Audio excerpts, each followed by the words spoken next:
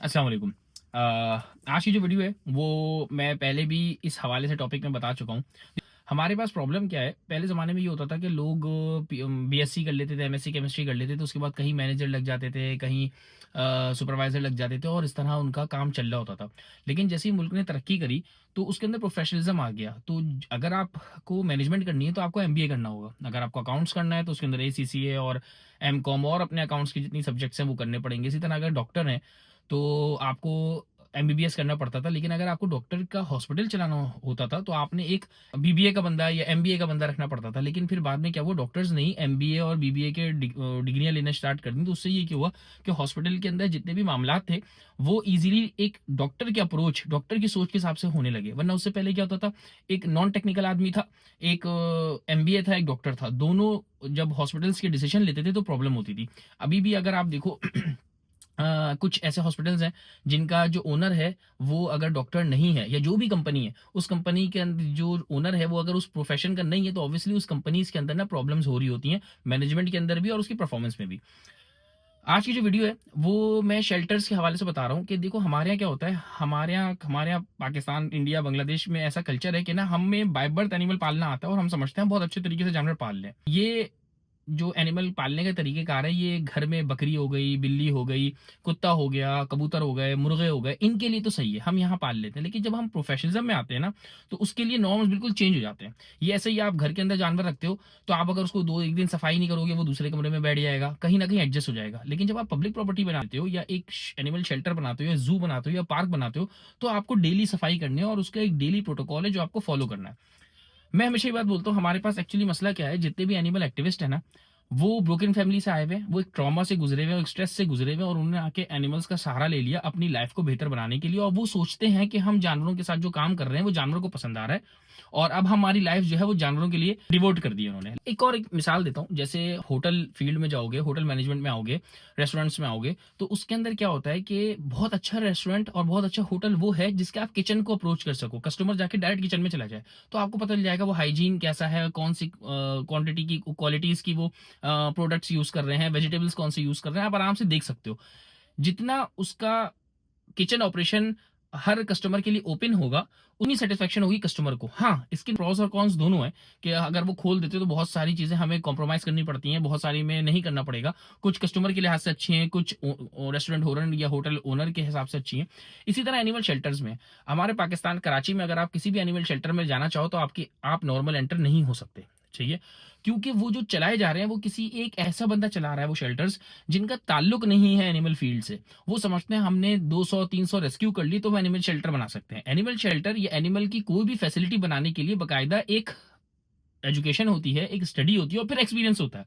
अगर ऐसा नहीं है तो आप बाहर के जूज में चेक कर लो कि वो जिनका एक्सपीरियंस नहीं होता, भले से उनकी बहुत अच्छी डिग्रीज क्यों ना हो, बहुत अच्छे ग्रेड्स क्यों ना हो, वो लोग उनको रखते हुए रिलेक्टेंट होते हैं, क्योंकि एनिमल की पढ़ाई ये समथिंग एल्स है और एनिमल्स को ऑन हैंड एक्सपीरियंस बिल्कुल अलग है। एनिमल शेल्टर नहीं, एक एनिमल वेलफेयर ऑर्गेनाइजेशन है, एक लड़का चलाता है अहमद पॉज रेस्क्यू के नाम से। इसका एक वाहिद, इसका जो शेल्टर है वो ऐसे है कि आप जब चाहो अंदर जा सकते हो, कोई मना नहीं है, कोई ममानियत नहीं है, वो ओपन है। हाँ, अंदर जाके आपको उसके फॉल्ट्स भी दिखेंगे, उसके प्रोज और कॉन्स दोनों दिखेंगे। बाकी जो हमारे कराची के नामवर शेल्टर्स हैं या होंगे पाकिस्तान के अंदर भी, आप उनके अंदर नहीं जा सकते। क्यों? उसके अंदर एक अजीब किस्म का माहौल चल रहा होता है। दे क्लेम कि हम बहुत अच्छा कर रहे हैं।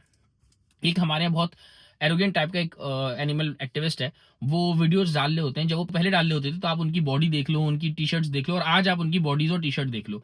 लेकिन उनका शेल्टर का क्या हाल है, उनकी शेल्टर में जानवर किस तरह रखे हुए हैं। लेकिन अगर आप उनको बताना चाहो या उनसे बात करना चाहो, फौरन आपको शो कॉज नोटिस भेज देते हैं, वकील के थ्रू लेटर आ जाता है आपके पास और आपको थ्रेट किया जाता है कि आप उनके खिलाफ आवाज ना उठाओ, और फौरन ऑडियो नोट्स और ये और वो स्टार्ट हो जाते हैं। और उनको कोई दबाना नहीं चाहता, सिर्फ इसलाह करना चाहते हैं कि यार गधे इस तरह नहीं रखे जाते, चीले इस तरह नहीं रखते, ये तुमने कुत्ते बिल्लियां किस तरह रखी हुई हैं, सिर्फ इस बात पे। फिर रोना धोना स्टार्ट होता है कि शेल्टर चला नहीं रहा है, शेल्टर में हमारे वो नहीं मिल रहे, डोनेशंस नहीं है। तो मेरी रिक्वेस्ट होती है, भाई अपनी स्टेटमेंट दे दो, बैंक स्टेटमेंट की, तुम्हें डोनेशन नहीं मिल रहे। एनिमल का एक प्रोटोकॉल होता है, जब आप एनिमल को रखते हो ना तो उसके हर, जैसे मैं एक मिसाल बता रहा हूँ, हम जू बनाते हैं या कोई फार्म हाउस बनाते हैं या कोई पेट किटन कॉर्नर बनाते हैं, तो हम जब उस एनिमल की मेंटेनेंस, एनिमल की डाइट और उसका खर्चा जब पुटअप करते हैं ना, तो वो बिल्कुल बैलेंस होता है। हमने ब्रेक इवन बड़ा प्यारा दिया होता है, हमारा ब्रेक इवन होता है परफेक्ट, कि तुम इधर अगर तुमने इतना सा भी डाइट बढ़ाई तुम्हारा खर्चा बढ़ जाएगा, तुमने खर्चा कम करने के चक्कर में खाना कम किया तुम्हारा जानवर बीमार हो जाएगा। ये ट्रायंगल हम बिल्कुल परफेक्ट बना के उसको ऑफर करते हैं ताकि वो अप एंड डाउन ना हो। तो आप हमारे बनाए हुए किसी भी जू में या शेल्टर में आप अपना खाना लेकर आ जाओ, मेरे एनिमल्स को ऑफर करके देखो, मेरे एनिमल्स नहीं खाएंगे। थोड़ा बहुत चक लिया, लेकिन पेट भर के भूखों की तरह आपकी तरफ लपक के नहीं आएंगे कि हमें खाना दो। लेकिन आप इनके शेल्टर्स में चले जाओ, किसी के भी शेल्टर की बात कर रहा हूं, जानवर इतना भूखा, क्योंकि आपने जो एनिमल इन कैप्टिविटी रखने का जो उसका फीडिंग रेशियो है वो आपको पता ही नहीं है, आपने उस रेशियो से उस एनिमल्स को रखा ही नहीं है, फिर क्लेम करता है बस खाना इतना नहीं है। नहीं है तो आजाद छोड़ दो, आपने उसको कैद क्यों किया हुआ है, पहली बात। दूसरी बात, ये क्लेम करते हैं कि हमने इतना प्यारा जन्नत जैसा माहौल बनाया हुआ है, हमने एक इतना प्यारा वो बनाया हुआ है। मैं कहता हूं आप 10 मिनट के लिए जरा अपने शेल्टर का गेट तो खोल दो, ये एनिमल्स जो भागेंगे आइंदा दोबारा आपके उसमें पलट के आएंगे भी नहीं। क्यों? लेकिन आएंगे क्यों? क्योंकि एरिया होता है, जैसी बात है वो एरिया में आएंगे, अदरवाइज वो सारे जानवर भाग जाएंगे। पहले दिन तो 50% ही गायब हो जाएंगे, दूसरे दिन 30%, और आखिरी दिन आपके पास वही 4-5 टुंडे लंगड़े लूड़े जानवर बैठे होंगे, बाकी सारे हेल्दी एनिमल्स यहां से वहां निकल चुके होंगे। अगर आपने इतने अच्छे तरीके से रखा हुआ है, क्योंकि वो आपने अपनी सोच अपनी पसंद से रखा हुआ है, एनिमल की पसंद से थोड़ी रखा हुआ है। एनिमल रखने का तरीका नहीं। अब ये लोग सारे आवाज उठाते हैं जूस पे, ये लोग सारे आवाज उठाते हैं एनिमल इन कैप्टिविटी में, ये लोग आवाज उठाते हैं जो लोगों ने प्राइवेट कीपर्स ने जो रखे हुए। देखो, एनिमल को रखना बहुत बुरी बात है।